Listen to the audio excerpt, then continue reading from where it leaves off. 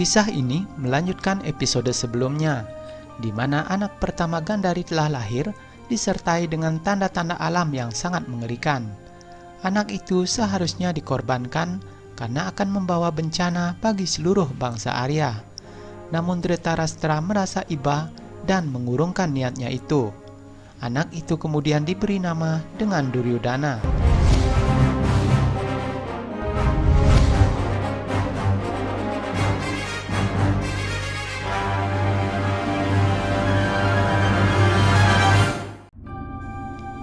Di kamar sang ratu, Sukda meminta Putri Gandari untuk membuka penutup matanya untuk sekali saja agar bisa melihat anaknya tersebut. Namun Gandari menolaknya dengan alasan bahwa suaminya juga tidak pernah bisa melihat anak mereka. Dan tak lama kemudian, Dhritarashtra beserta dengan Sangkuni datang untuk menanyakan apakah seluruh anak Gandari telah lahir. Gandari menjawab bahwa 100 anak Dhritarashtra itu telah lahir dan hanya putrinya saja yang belum lahir. Dan tanpa sengaja Sangkuni berkata bahwa putrinya Gandari itu tidaklah penting, namun yang terpenting adalah ke-100 putranya untuk mengalahkan para Pandawa. Dhritarashtra menertawakan Sangkuni karena dirinya melihat ini sebagai sebuah persaingan yang memicu ke arah perang. Sangkuni lalu berkata, perlombaan untuk tahta dan perlombaan antara kereta perang itu sama saja. Keduanya sama-sama punya kemungkinan untuk menang dengan mudah. Tetapi kemampuan adalah penentu untuk mengetahui kekuatan seseorang. 15 tahun kemudian, di Hastinapura sedang diadakan perlombaan antar prajurit untuk memanah dari atas kereta mereka. Dan dalam kesempatan kali ini, Karna juga ikut ambil bagian sebagai kusir salah satu kereta ksatria. Ketika roda kereta yang dikendalikan oleh Karna terperosok ke dalam lumpur, ia segera melompat untuk mengangkat roda kereta tersebut. Dan pada saat itulah Bhisma melihat perisai pelindung Karna muncul dari dalam tubuhnya. Bhisma kemudian menanyakan hal itu kepada kusirnya Adhirata.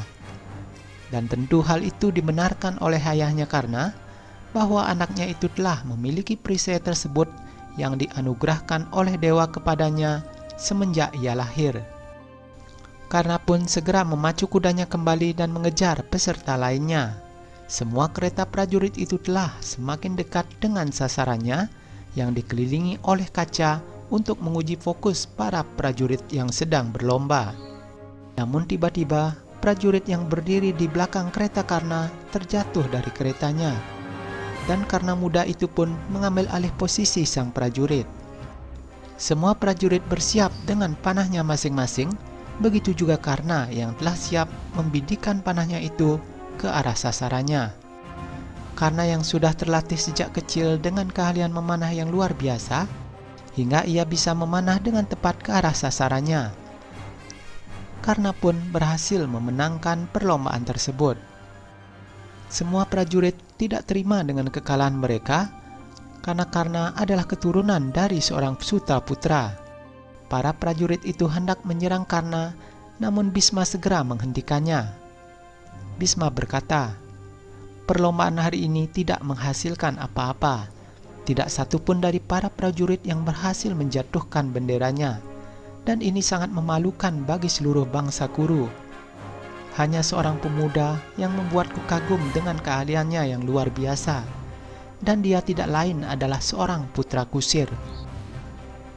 Bhisma pun lalu menyuruh pemuda itu mendekat dan memberikan hadiah kepada Karna. Ia merasa sangat sedih namun juga kagum melihat keahlian memanah dari putra Adhirata itu. Keahlian yang tanpa memiliki strata apapun itu adalah sia-sia dan merupakan pelanggaran dari tradisi di Hastinapura.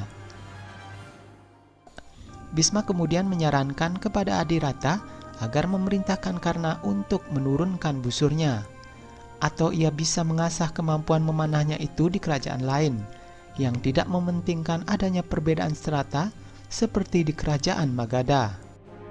Adhirata lalu meminta maaf kepada Bhisma dengan berkata, aku sudah katakan itu kepada Karna berulang kali, agar dia melupakan keahlian memanahnya itu. Dan aku akan pastikan padamu bahwa mulai sekarang dia tidak akan menyentuh busurnya lagi. Sementara itu di sebuah pasar dekat kota raja, para pangeran Kurawa datang dan mengganggu para pedagang dengan mengobrak-abrik dagangan mereka. Tindakan anak-anak Dhritarashtra itu sudah di luar kendali.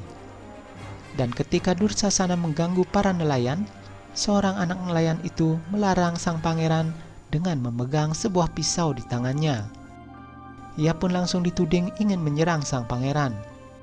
Keributan pun tidak terelakkan di tempat itu. Sang anak nelayan itu dibela oleh rekan-rekannya sesama pedagang dengan mengatakan bahwa anak itu tidak sengaja telah mengacungkan pisaunya ke arah Dursasana.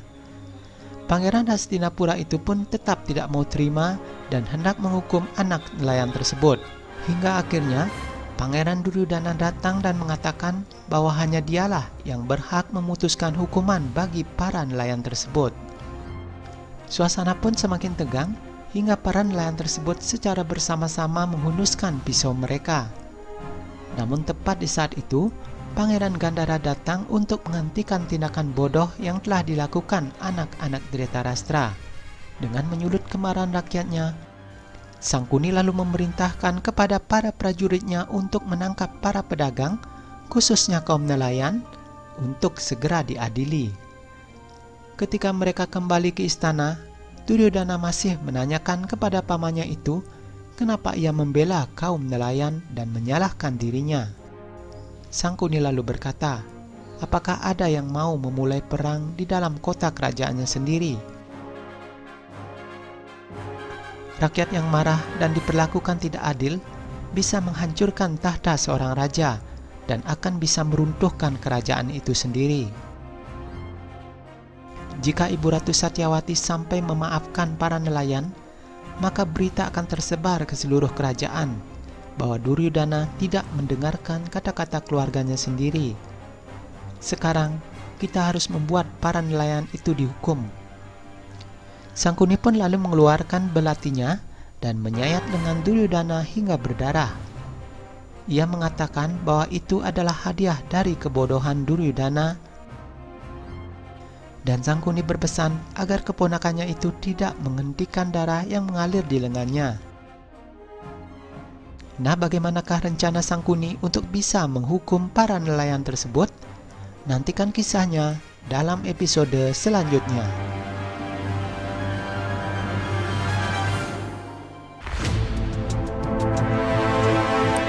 Silakan juga tonton koleksi video di channel ini. Dan jangan lupa klik like, subscribe, dan aktifkan loncengnya agar kalian tidak ketinggalan notifikasi video-video selanjutnya.